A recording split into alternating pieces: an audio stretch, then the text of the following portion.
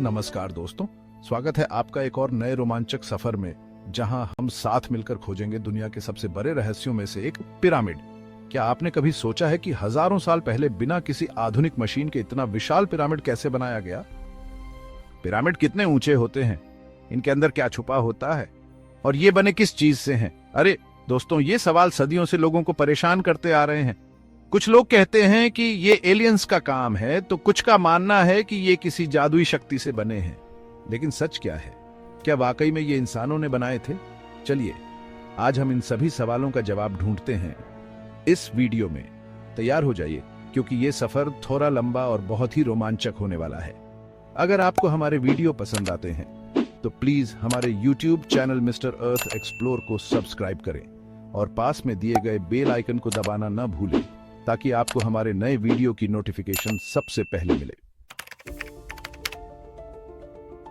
दोस्तों, सबसे पहले तो ये जान लेते हैं कि ये पिरामिड आखिर बने कैसे।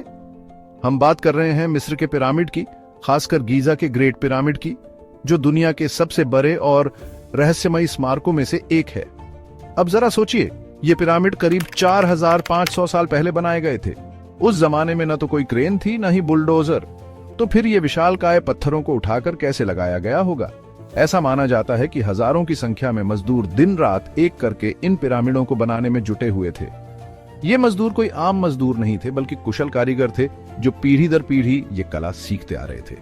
ये पत्थरों को पहाड़ियों से काटते, फिर उन्हें लकड़ी के स्लेट्स पर रखकर रस्सियों से खींचते हुए निर्माण स्थल तक लाते। अब सवाल ये उठता है कि इतने भारी पत्थरों को ऊपर कैसे चढ़ाया जाता होगा। इसके लिए वो लोग एक खास तरह के रैंप का इस्तेमाल करते थे। ये रैंप मिट्टी और ईंटों से बनाए जाते थे और धीरे धीरे ऊपर की ओर जाते थे। जैसे जैसे पिरामिड की ऊंचाई बढ़ती जाती, वैसे वैसे रैंप को भी ऊंचा बनाया जाता।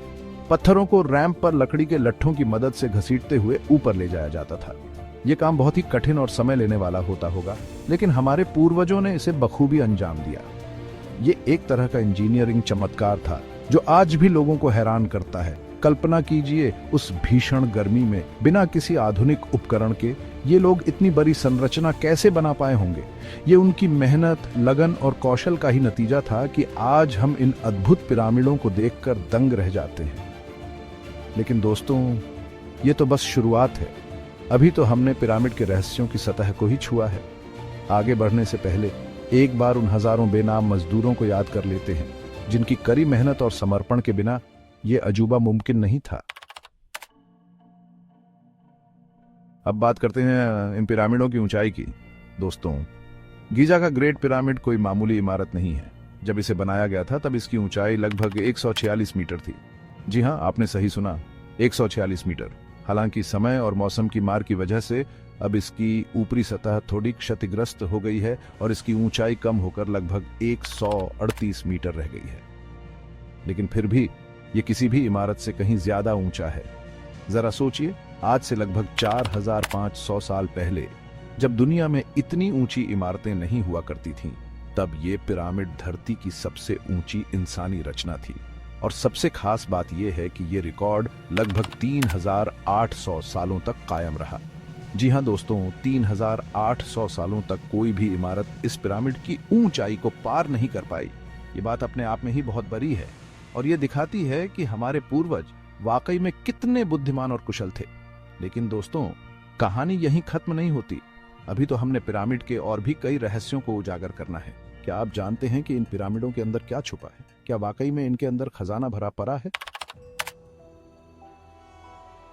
दोस्तों, अब आते हैं उस सवाल पर जो शायद आपके मन में भी उठ रहा होगा। आखिर इन पिरामिडों के अंदर है क्या? बहुत लोग सोचते हैं कि पिरामिड के अंदर सिर्फ खजाना भरा पड़ा है, सोना चांदी, हीरे जवाहरात। लेकिन दोस्तों, सच्चाई थोड़ी अलग है। ये पिरामिड असल में राजाओं यानी फराओं के समाधि स्थल हुआ करते थे।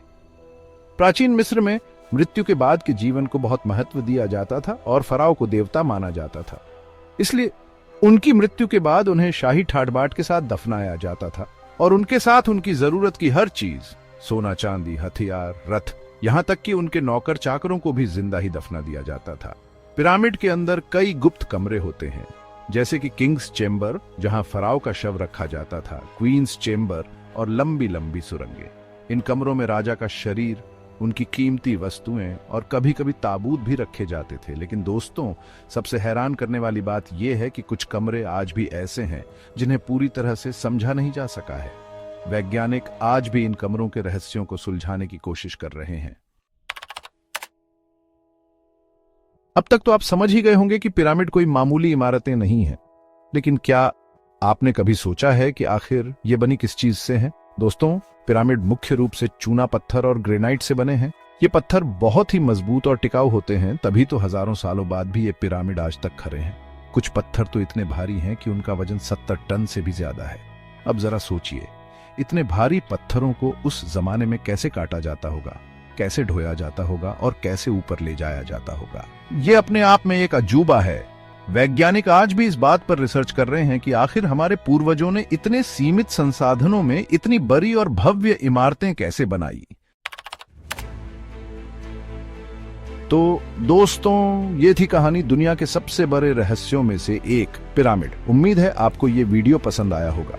पिरामिड सिर्फ पत्थरों की इमारत नहीं है, ये हमारे पूर्वजों की बुद्धिमत्ता, मेहनत और रहस्य प्रियता का प्रतीक है। क्या आपको लगता है कि आज के जमाने में भी कोई इंसान ऐसा पिरामिड बना सकता है?